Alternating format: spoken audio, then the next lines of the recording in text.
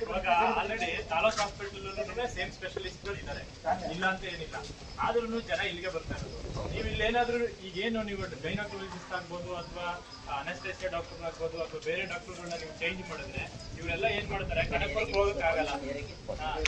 ಇದು ನಾವು ಚೇಂಜ್ ಮಾಡ್ತಿರೋದಲ್ಲ, ಸರ್ಕಾರದಿಂದ ಮಾಡ್ತಾ ಇದ್ರೆ ಸರ್ಕಾರಕ್ಕೆ ಮನವಿ ಕೊಡ್ಬೇಕಾಗಿರೋದು. 247 ಜನ ರಿಪೋರ್ಟ್ ಮಾಡ್ಕೊಂಡಿದ್ದಾರೆ. 247 ಜನ ಪ್ರತಿದಿನ 200 ಜನ ಈಗ ಪೇಷಂಟ್ ಅದನ್ನ ನೀವು ಇದು ಮಾಡಿದ್ರೆ ಯಾರು ಗೌರ್ಮೆಂಟ್ ಹಾಸ್ಪಿಟಲ್ಗಳಿಗೆ ಕನಕಪುರ ಕಂಡ ಹುಡುಕ ಬರೋರು.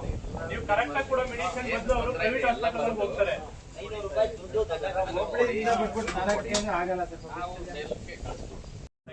ಎಲ್ಲರೂ ಸಹಿ ಮಾಡಿ ಕೊಡಿ, ನಾವು ಅದನ್ನ ಮೇಲಧಿಕಾರಿಗಳ ಗಮನಕ್ಕೆ ತರುವಂತ ಕೆಲಸ ನಾನು ಇವತ್ತೇ ಮಾಡ್ತೀನಿ. ಇವತ್ತೇ ಅಷ್ಟು ಮಾಡಿ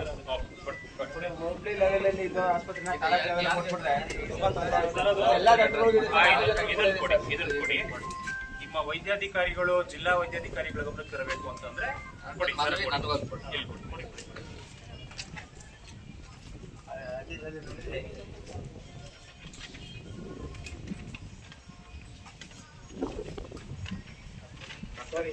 ಡಾಕ್ಟರ್ ಸೈಯದ್, ಡಾಕ್ಟರ್ ಪ್ರಭಾ,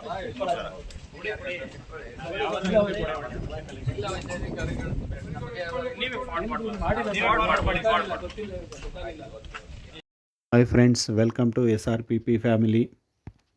ಈಗೇನು ನೋಡಿದ್ರಲ್ಲ ಫ್ರೆಂಡ್ಸ್, ಇದು ಬೆಂಗಳೂರು ದಕ್ಷಿಣ ಜಿಲ್ಲೆ ಕನಕಪುರ ತಾಲೂಕು ಸಾತನೂರು ಹೋಬಳಿಯ ಸರ್ಕಾರಿ ಪ್ರಾಥಮಿಕ ಆರೋಗ್ಯ ಕೇಂದ್ರದಲ್ಲಿ ನಡೆದಂಥ ಮುಷ್ಕರ.